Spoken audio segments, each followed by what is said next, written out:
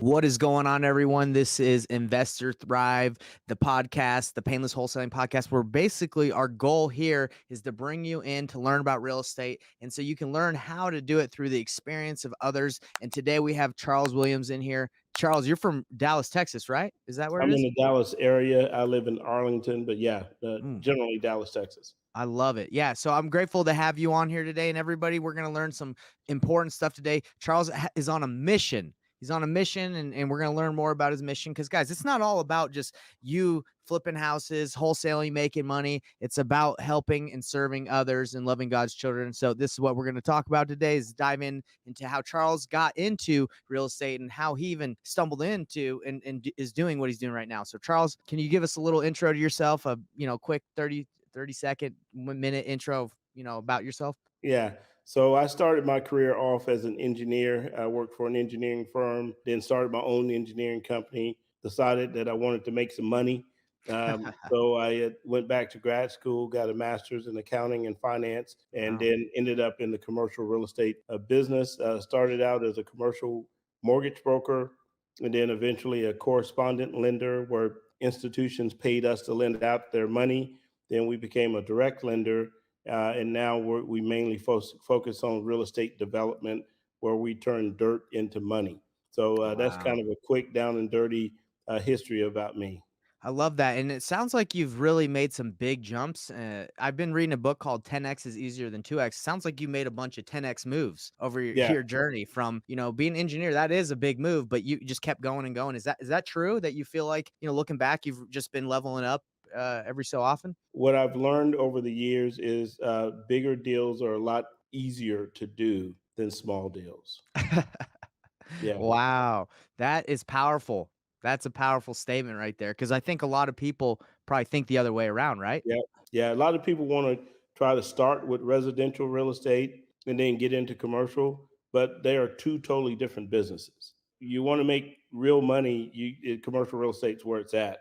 You can apply some of the same business principles, but Right. understand it's not the same business. But yeah, you make significantly more money on commercial real estate than you do residential. My first transaction in commercial real estate, I made $146,000, and I didn't even. I was like, man, did I do something illegal? I couldn't believe I made that much money and didn't owe it to anyone. And so Wow. so yeah, you make a significantly more money doing commercial than you do residential. Do you feel like it takes longer to do a commercial deal than it would like a residential? Oh well, yeah. I think yeah, I mean to close a commercial transaction can take anywhere from 60 to 90 days. Okay. Um, it's hard for me to really compare. I've never done a residential transaction other than Mhm. buying my house, but I Right. bought my home in less than 30 days. So I would imagine that's probably the difference. Interesting. And I'm just curious, before we dive into your mission that you have with Project PRC, correct? Mhm. I'm curious, on that deal that you had. Was it a flip? Was it you bought it and then you resold it quickly? Did you wholesale it? How did you make that money? Well, that was when I first started in commercial real estate. So I worked as a commercial mortgage broker. Hmm. So my job was to help someone who needed capital or financing to acquire this property, and to match them with a institutional investor who's willing to give them the money to acquire the property. For being that matchmaker, I made $146,000. Amazing, amazing. And the property, was it listed? Was it how did you find the property Well, that you my were client found the property because remember I worked on the finance side of the Okay, transaction. gotcha. But the property is in a small town in Mississippi. They got it for a really, really good price. Yeah, That's why it was really easy to finance. I'm not sure how they found it, but a lot of times when you find those off-market opportunities, it's because of relationships. of course. That's why it's so important to build your network, and to build, that reputation where people can trust you. You're honest. Business will flow your way if you have integrity. I've Wow. seen a lot of people that know how to cheat and steal and lie. They might get one or two deals, but their reputation will kill them in the long term. So if you Yeah. have a great reputation, business will flow your way. Yeah, this is a long-term game right here. You Yeah. you you wanna do 1, 2 deals, maybe you can be lie, cheat, and steal, but you're not gonna last, and if Uh, nobody wants to get into this business just to do 1 or 2 deals, that's just not yeah. worth it. But I've been doing this for over 20 years. So we protect our reputation. We're a company, we're a business of integrity. That is amazing that, on the finance side, you're able to bring in that much. Because in my side of the business, what I teach is wholesaling or finding the property and then, purchasing it and then selling it. So you made that off of financing. Wow, Oh, that's well, you think about it, we earn anywhere from, depending on how we structure the deal, we right. earn anywhere from 1 to 3 points on a transaction. My Correct. average deal was $20 million. So 3 points on a $20 million transaction is $600,000. Amazing, amazing. Yeah. So that 100% makes this total sense because you're dealing with the points of the purchase price, right? Like of how what you sold for. With wholesaling and kind of what we deal with on the residential side, depending on how low you get it and what you can sell it to someone for, that's your spread. So we make it depending on what you get it for and what you resell it for. But that's amazing too that you did that and you do that. So let's dive into your mission. So tell me how what this your mission is and how you came across doing this after, your journey that you've kind of let us know about. Well, that's a very good question. Obviously, I've had a great career. I have a home in Arlington. Lived in a very nice high rise, Mhm. also in Houston. And you walk outside of these very nice places or outside my neighborhood, and you see people laying on the street, and it's becoming more and more common these days.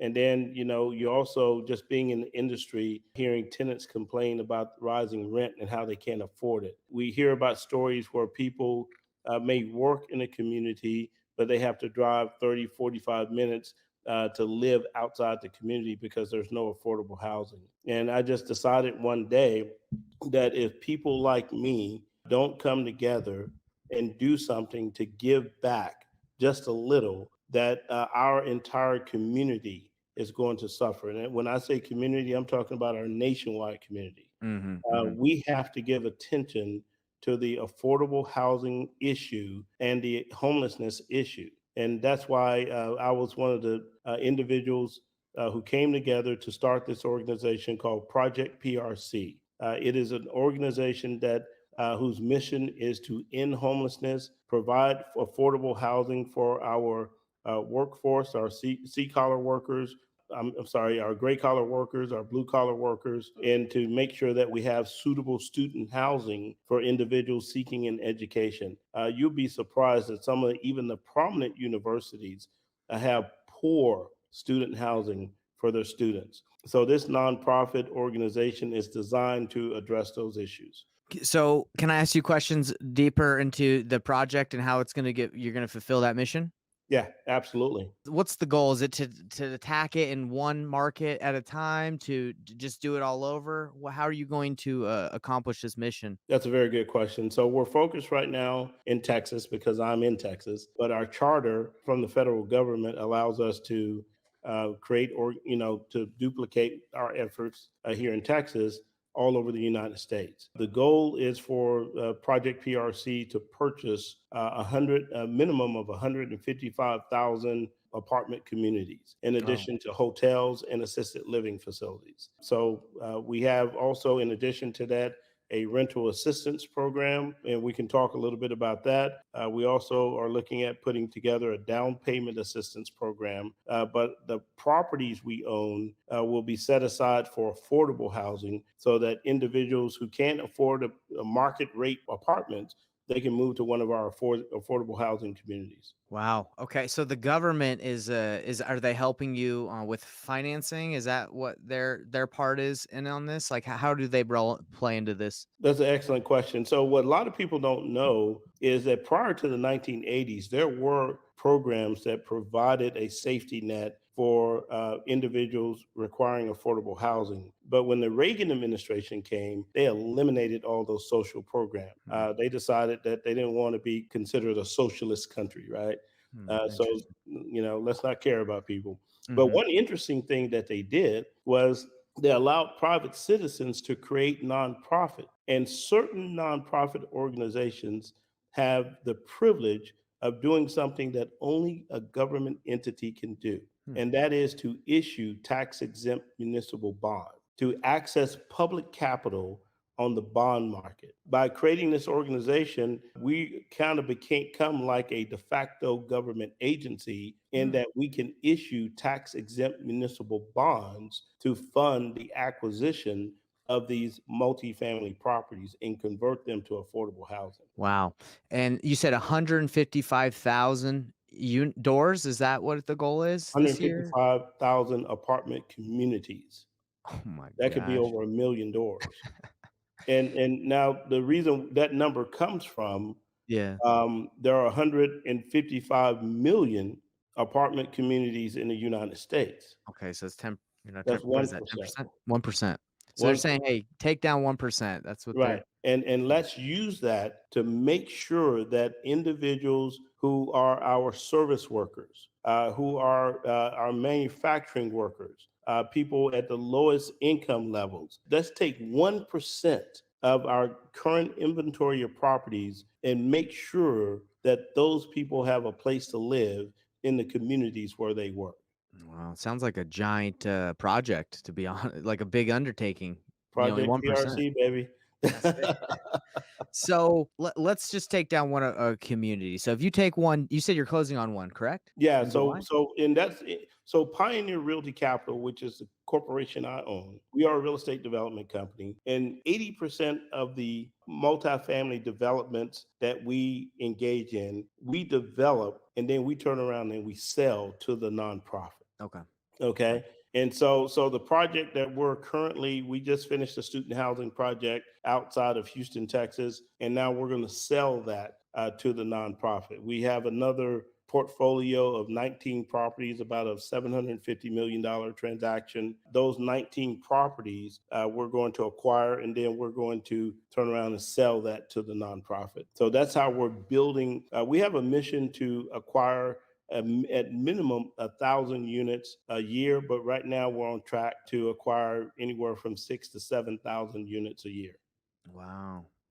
How are you finding these deals? Is it of relationships on the market? How are you finding all these, opportunities? Well, it's kind of the luck of the draw because now with this new economic climate Mhm. where interest rates have gone up significantly, there are a lot of people that were in the apartment flipping business, right, that are now upside down. Mm, And so now they need a way out. okay. And so it just happened that our federal government, in its infinite wisdom, decided to significantly raise rates. Now it's hurting a lot of people, but it benefits Project PRC because now there are a lot of properties on the market that we can acquire, put in our portfolio, and convert those and use those for affordable housing. So do you have a certain amount of funds that that they've enabled you to use, that you're keeping track, "Okay, we can't overpay on this property," or, like, how Well, are we you don't. We deciding still have to make a smart business decision Of course. because of the fact that we are issuing tax exempt municipal bonds. The credit rating of the nonprofit, as managers of the nonprofit, we have to maintain. So the nonprofit has to have good assets in it in order to maintain its credit rating, and that's going to induce bond buyers to purchase those bonds. Okay, so we can't go out and buy properties and make bad decisions. The properties that we purchase have to be economically feasible, but we are able to make properties more economically feasible because of the fact that as a nonprofit, we don't pay property tax. Wow. So if that property, it may not pencil out as a market rate transaction, but when you subtract out the property tax, it might be a good deal. So that's an advantage to us as a buyer. We can come in, be a little more aggressive on the buy because of the fact the government has given us a way to create a significant discount.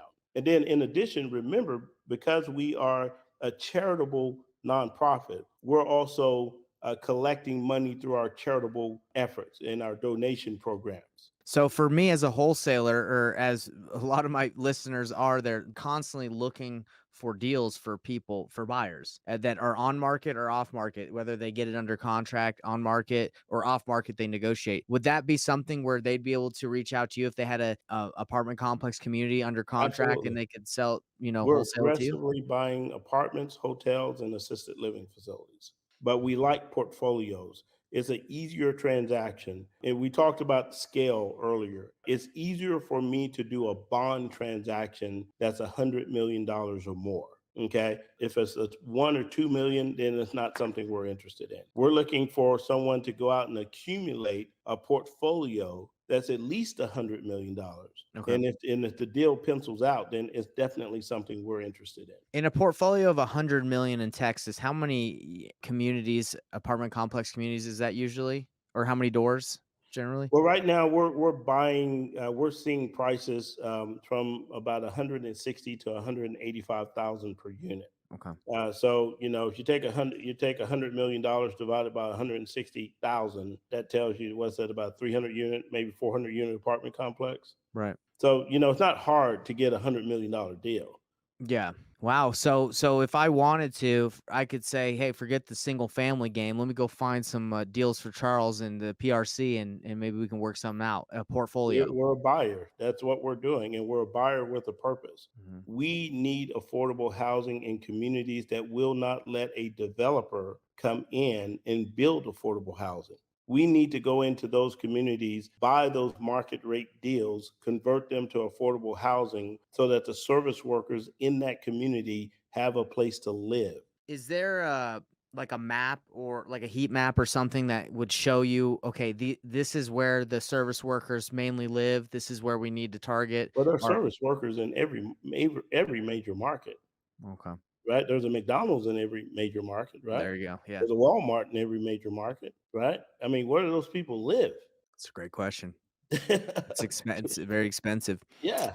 So let me ask you something a little bit more personal. So is the mission just to provide affordable housing, or are you going a little bit deeper with, or the goal is it a little bit deeper to solve the issue, the underlying issue of why maybe they can't afford their properties? Maybe they're just not that good at finances. Maybe they have addictions or have issues that they're spending their money not wisely. Is that mission to kind of tackle that, or is that not even something you're remotely interested Well, in? You I just want appreciate that question, but let's look at economic history, and you can look at the rate in which costs have gone up. to. Okay, and then add inflation to that, and then look at wages.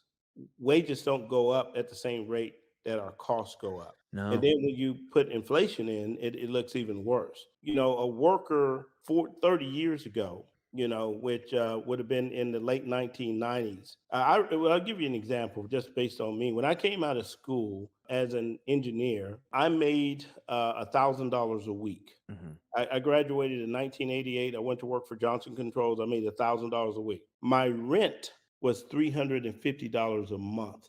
Engineers coming out of school right now, and this is considered a good job, Mhm. make about $75,000 a year, Wow. which is about $1,200 a week, right? The rent today, I mean, if you want to live somewhere decent, you're looking minimum 1,500 a month. It's true. Now that's a good job. Now just imagine if you're making $10 an hour or $15 an hour.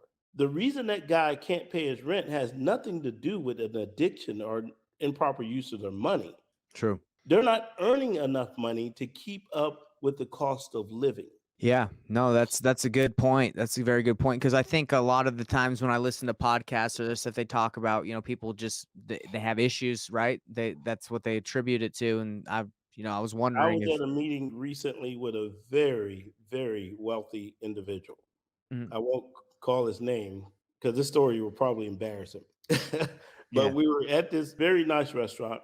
This guy's had a phenomenal career, and literally, it just kind of fell in his lap. And we were talking about a portfolio. He owns a huge portfolio of apartments. We were having the same conversation, and he was like, well, they're raising minimum wage to $15 an hour, and these people should be able to afford the rent. And I Mhm. asked him, I said, at your worst apartment, how much is rent?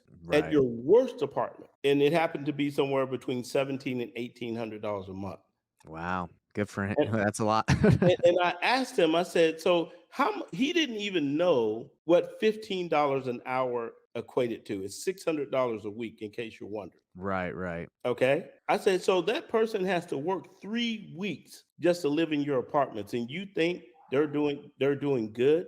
Yeah. And see, that's the disconnect between the thinking of the rich, upper middle class, and the poor. The Yeah. the rich and the upper middle class, they don't get it at all. Trust me, I run in those circles. They Right, don't right. get it. And so in their mind, it must be they're mishandling their money. They don't Mhm. have any money to mishandle. That's the problem. That's nuts. Yeah, that's absolutely crazy. So the solution is Project PRC for you, but do you feel like there's anything else that will happen or can help out these the service workers, the people who can afford? Because you're right, it's going to keep going. At least I think It it's has just to because costs are going up. Our labor costs are high. We created this crisis where we can't get in inexpensive labor for a Mhm. lot of reasons. We can't, our material costs go up. We have so much that, and I'm a developer, remember that. So it costs me a certain amount to build it. Right. Right? And so I have to charge a certain amount for rent. I have to Yeah. because it costs me so much to build it. The solution long term, I think this is a start, but we have to do more. Have to be more organizations like mine. Mhm. But here's the thing: I want you and your listeners and anyone who cares to think about. It only takes a little bit, guys, to make a big impact.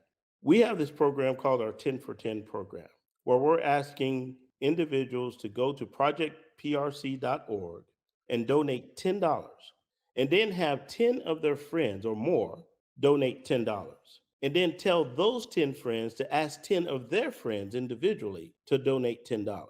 And in doing that, that little bit, we can provide a safety net. Because imagine a world where we don't have service workers. Imagine a world where we don't have people who can come and cut our yards and wash our windows and clean our homes and serve us food. Just imagine that world. Okay? Imagine a world where you have thousands of people living on the street. When people become desperate, they become animalistic. And I don't care where you live, it will impact you. Now, if you don't believe that's the case, look at some of the South American countries where that's happened. Yeah. It's wild. Well, I really appreciate you coming on here. So projectprc.org, is that right? ProjectPRC.org. Go today, donate $10. Tell 10 of your friends to donate $10. If you have $10 and 10 friends, you're golden. There you go. Hopefully, you got at least 10 friends. Hopefully you got 10 friends. Well, a pleasure and an honor to have you on here. I wish you the best of luck in your mission. And please, everyone go check out Project PRC. And man, yeah, it's I was a little misled. But you're right. If you really break down the math, they're not making really anything enough to That's pay right. their, and it's honestly crazy. It That's is. honestly crazy. And Like, we are going to pay. Don't think that we're going to escape. We will pay. And yes. it's easier to just participate and try to provide the safety net. You talk about food, just normal essentials like food, a cell phone now that is normally essential for people, and rent. They probably barely got enough for that. That's wild. That's right. That's right. Okay. All Well, right. Charles, appreciate your mission. And everybody here at the Painless Wholesaling Podcast, let's do what we can to change the world for better. All right. Thanks, Charles. Thank you. Appreciate it.